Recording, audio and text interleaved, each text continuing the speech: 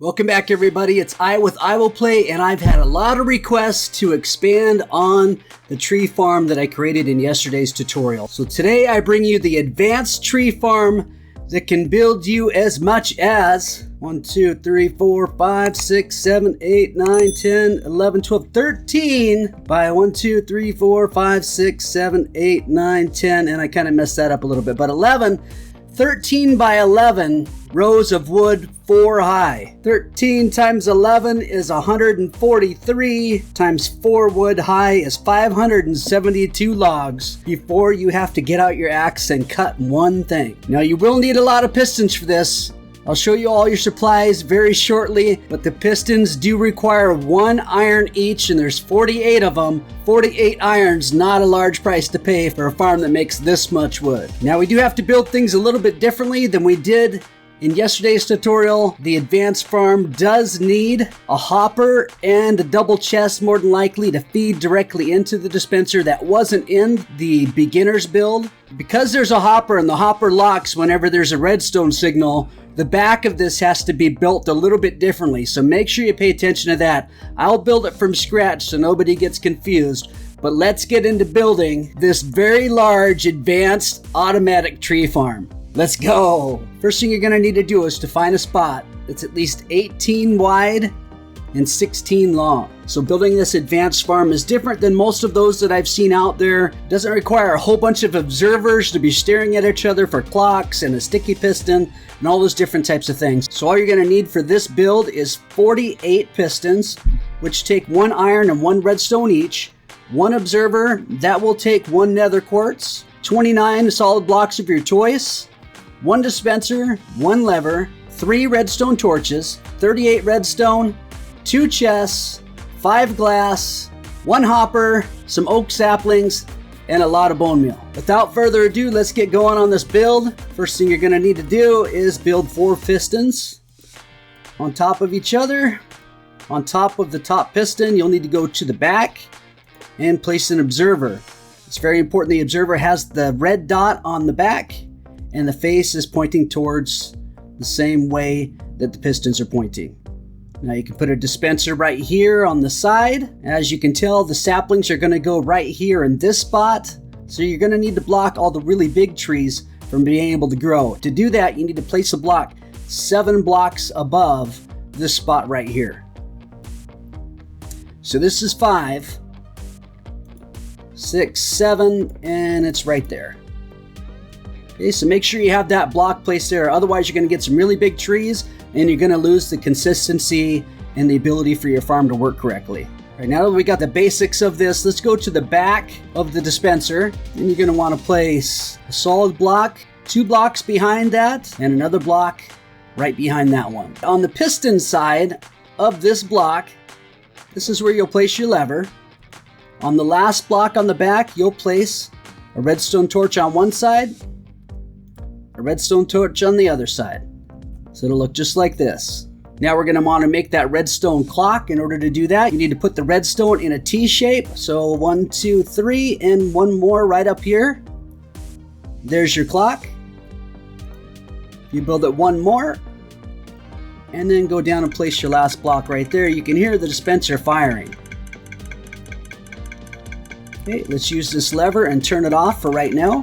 Now go around to the front of the build and squat or crouch and place the hopper directly on top of the dispenser. And on top of this hopper, we're going to want to place the double chest. So again, hold your crouch or sneak button, place 1 there, and then another one directly next to it so that it makes a double chest. Now directly behind this hopper in the back, you're going to want to place 1 of the glass. So again, you're going to need to crouch or be in the sneak position, place the glass, and then place 1 redstone directly on top of the glass. Now I know this looks a little bit different, but because of the redstone that we're using up front, that actually locks this hopper. So what this extra little portion of this build does is it allows the redstone to pulse on the top as well as the bottom, which allows all of the bone meal to be able to filter down through the chest, into the hopper, and then into the dispenser whenever this is on. When this is not on, none of the bone meal will go from the chest through the hopper Now we want to get power to the back of these pistons. In order to do that, you're going to take a solid block and put one directly on the back right below the observer. You're going to put another one all the way down on the bottom behind that piston. And then on the second piston up, you're going to put one on the front side. Just like this. Now you're going to get your glass blocks. You're going to place one glass block here. And then again, as I mentioned in yesterday's tutorial, you can put a redstone here and then a glass block right on top of the redstone, which will launch the glass block up into the correct spot.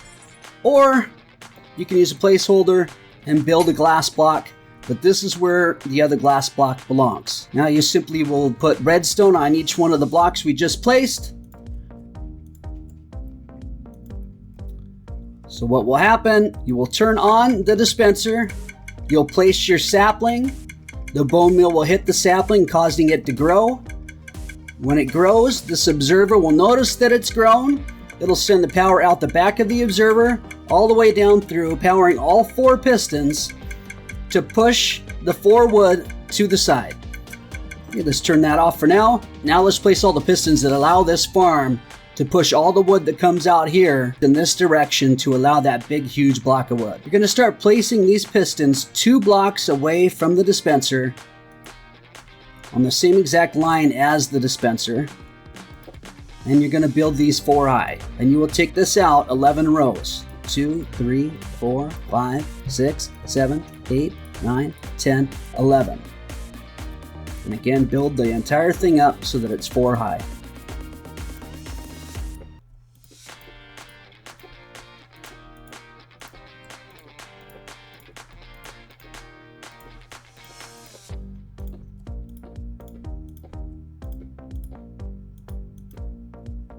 Great, now to power all these pistons, this is very simple. All you're going to do is pop a hole in the ground right in front of that last piston here. And you're going to place a redstone torch inside facing in this direction. Now in order to get the power to the back of each one of these pistons, we're going to need to place a row of blocks all the way across the bottom of every single piston and also on the 3rd block high all the way across. So how this works is as you're building these trees and you're pushing the wood logs all the way down for each tree, when you get to the last one that it can possibly make down here, that'll cover up this redstone torch, which sends a signal directly through this redstone, which will end up powering all these pistons. To do that, all we need to do is place one solid block on the end of those first blocks that we had placed, a glass block right on the piston that's too high, and another glass block right next to these top solid blocks. Then we're just going to connect these with redstone. And then place a redstone on each one of these blocks that we had already placed. And also on the blocks on the top.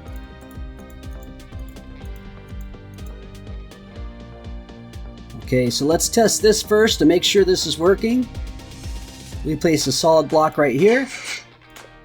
All the pistons should fire. And they do. And let's place a solid block right here. And those 4 pistons should fire. And they do. Now you're going to want to get all that bone meal. I recommend you fill up the dispenser first, then fill up the item hopper, then fill up the double chest. You can put it all in the double chest and let it all feed down, but I recommend you get all the bone meal you possibly can into this so you don't have to worry about it for a while. So the double chest will hold 54 stacks of bone meal. You'll get another 5 stacks inside the hopper, so that's 59, and 9 more, or a total of 67 stacks of 64 bone meal. That's a lot of bone meal. Now obviously you don't have to fill up the entire thing with bone meal in order for it to work. I'm just showing you what it takes in order to max it out. Now I realize the lever on this backside isn't the most convenient spot for this lever to be. You could potentially place it on the dispenser itself right here, but trees are going to block its way. You could place it right here, but again it's going to be a little bit hard to get to.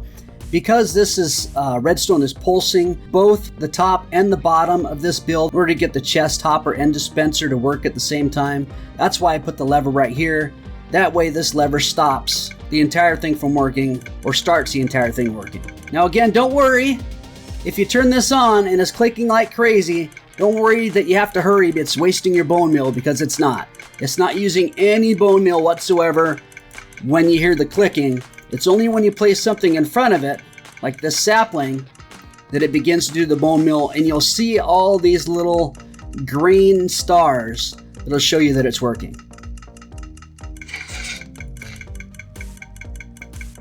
And just like in the other farm, you want to make sure that you clear out at least the spot that's directly in front of this observer, so it knows when the next tree grows. I typically will clear all the way up to this block just to make sure that I'm getting the right tree height on everything.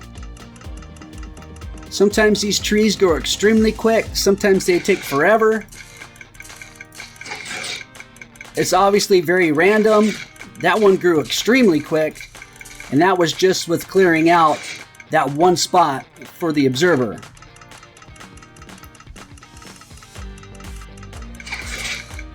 This is literally how quick the farm works. It's very good, and it's advanced because you can get so many blocks, so many wood logs out of this. It's unbelievable. And I'm going to fast forward just a little bit so I can show you what happens when you cover this last block down here. Just so you know exactly how it works, even though I've already explained it, I want to show it. Okay, we're down to the point where we grow one more tree. It's going to cover up this hole, and it'll push all this wood one block forward. Let's show you that.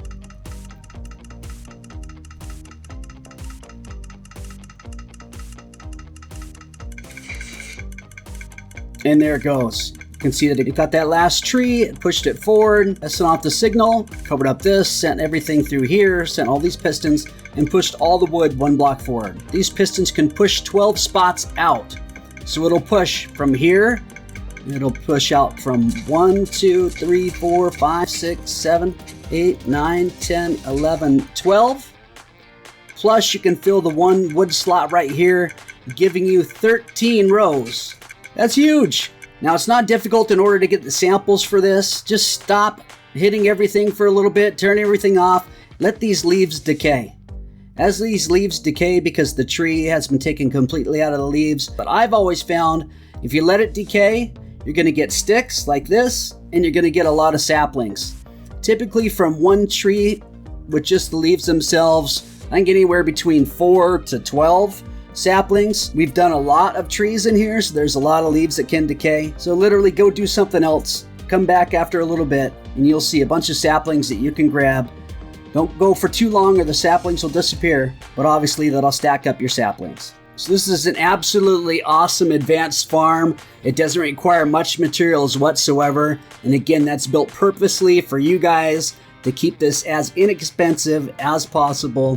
There is an additional piece that you can add to a tree farm to make it even more automatic, and that uses TNT, but usually the people that do that are using TNT duplicators or some other types of farms in order to create the TNT.